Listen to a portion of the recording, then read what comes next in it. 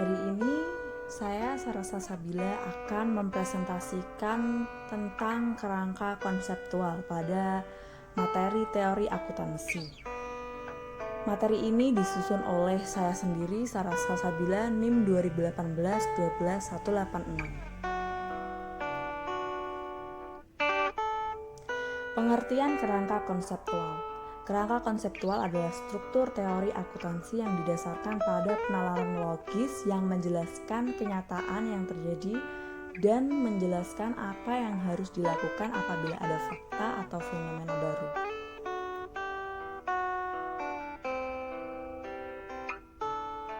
Mengapa kerangka konseptual diperlukan? Diperlukan kerangka konseptual, tujuannya adalah memberikan petunjuk dalam menyelesaikan perselisihan yang meningkat selama proses penyusunan standar dengan mempersempit pertanyaan, apakah standar telah sesuai dengan kerangka konseptual atau tidak.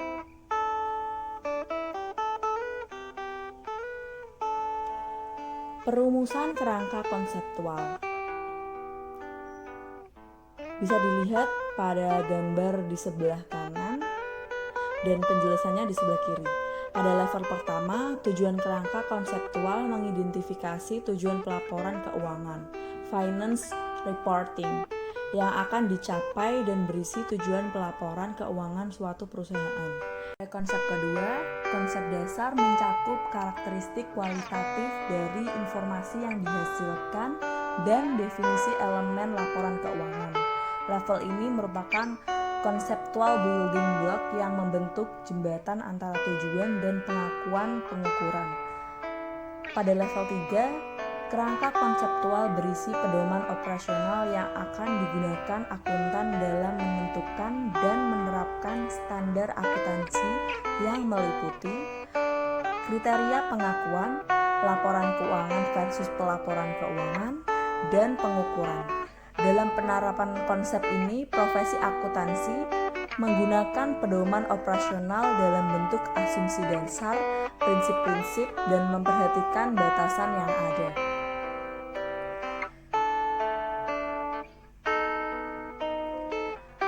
Kerangka konseptual Indonesia.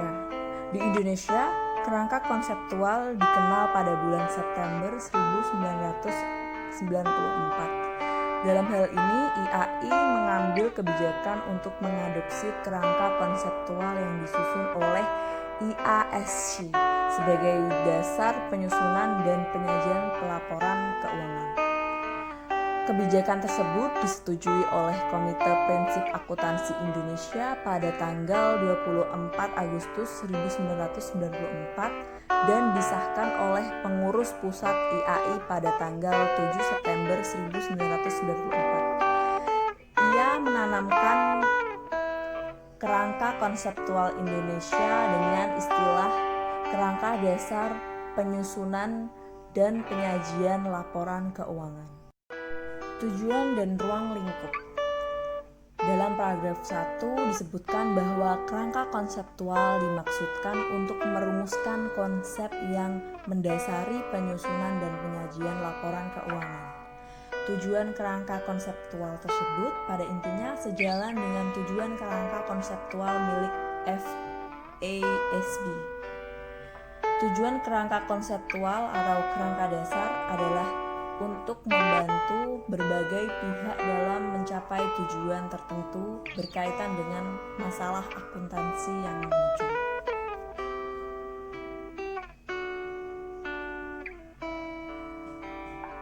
Kerangka konseptual dapat digunakan sebagai acuan berbagai pihak.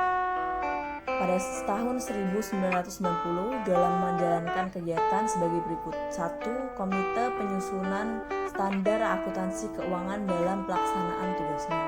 2. Penyusunan laporan keuangan dalam menanggulangi masalah-masalah akuntansi yang belum diatur dalam standar akuntansi keuangan.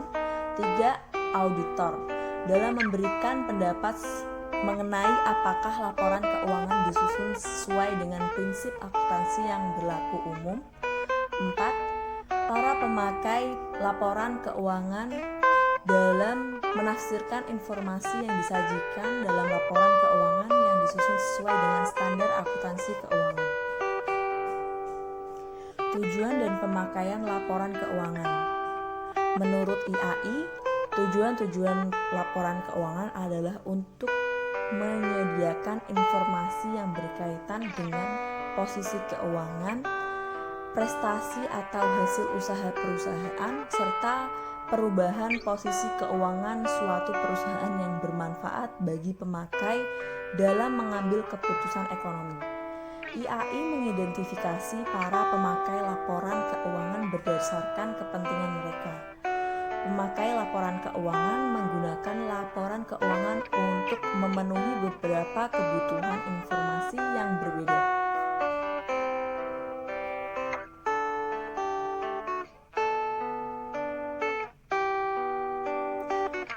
Pada pemakaian laporan keuangan meliputi 1. Investor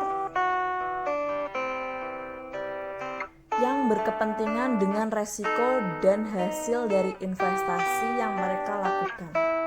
2. Kreditor yang menggunakan informasi untuk membantu mereka memutuskan apakah pinjaman dan bunganya dapat dibayar pada waktu jatuh tempo. Yang keempat, karyawan yang membutuhkan informasi mengenai stabilitas dan profitabilitas perusahaan dan kemampuan memberi passion dan kesempatan kerja. Kelima, pelanggan yang berkepentingan dengan informasi tentang kelangsungan hidup perusahaan terutama bagi mereka yang memiliki perpanjangan jangka panjang dengan perusahaan. Keenam, pemerintah yang berkepentingan dengan informasi untuk mengatur aktivitas perusahaan, menetapkan kepentingan pajak, dan untuk menyusun statistik pendapatan nasional dan lain-lain. Yang terakhir, masyarakat yang berkepentingan dengan informasi tentang kecenderungan dan perkembangan terakhir kemakmuran perusahaan serta sebagai aktivitas yang menyertainya.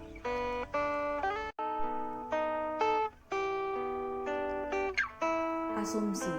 Dalam kerangka dasar penyusunan dan penyajian laporan keuangan disebutkan bahwa ada 2 asumsi dasar yang digunakan dalam akuntansi, yaitu dasar accrual dan kelangsungan hidup. Dasar accrual adalah agar laporan keuangan mencapai tujuannya. Laporan keuangan disusun atas dasar konsep accrual. Atas dasar asumsi ini, pengakuan peristiwa atau transaksi diukur dengan dan diakui atau dicatat dalam laporan keuangan pada saat terjadi, buku pada saat diterima atau dikeluarkannya kas. Kelangsungan hidup. Dalam penyusunan laporan keuangan diasumsikan bahwa perusahaan akan hidup terus dan akan melanjutkan usaha di masa mendatang. Dengan demikian, perusahaan dianggap tidak bermaksud melikuidasikan usaha dan memperkecil atau mengurangi secara material skala usahanya. Karakteristik kualitatif dan kendala informasi. Karakteristik yang digunakan IAI adalah dapat dipahami, relevan, keandalan, dan daya banding. Kualitas keandalan ditentukan oleh faktor penyajian yang jujur dan wajar, factful representation. Substansi mengungguli bentuk atau substance over form, netralis, pertimbangan sehat, dan pengungkapan. Elemen laporan keuangan agak berbeda dengan FASB. IAI hanya mengakui 5 elemen laporan keuangan, yaitu 1. Aktiva, 2. Kewajiban, 3. Ekuitas, 4. Penghasilan atau income, dan 5.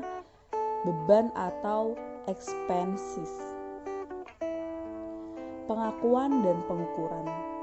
Pengakuan merupakan proses pembentukan pos yang memenuhi definisi elemen laporan keuangan serta kriteria pengakuan. Pengukuran adalah proses penentuan jumlah rupiah untuk mengakui dan memasukkan setiap elemen laporan keuangan ke dalam neraca atau laporan laba rugi.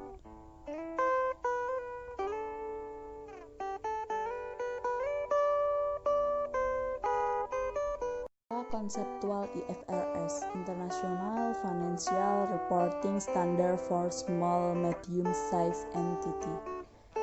Standar pelaporan keuangan internasional IFRS yang dibentuk oleh Dewan Standar Akuntansi Internasional untuk Usaha Kecil Menengah atau SMEs adalah standar IFRS for SMEs adalah standar independen yang memberikan pedoman pelaporan keuangan untuk entitas kecil dan menengah atau entitas yang tidak memiliki akuntabilitas publik.